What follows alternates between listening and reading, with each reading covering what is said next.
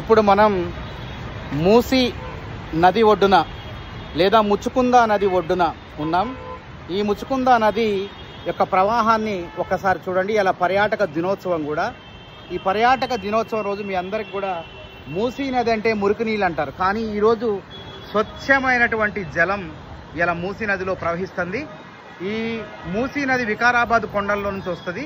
ఈ మూసీ నది కృష్ణానదికి ఉపనది కాబట్టి ఇక్కడ మనం ముస్లిం జంగ్ పూల్ అంటే బ్రిడ్జి వద్ద, వంతెన వద్ద ఉన్నాము. ఆడ కనపడుతుంది ఉస్మానియా దవాఖానా, అదేవిధంగా సిటీ కళాశాల. ఇది సిటీ కళాశాల.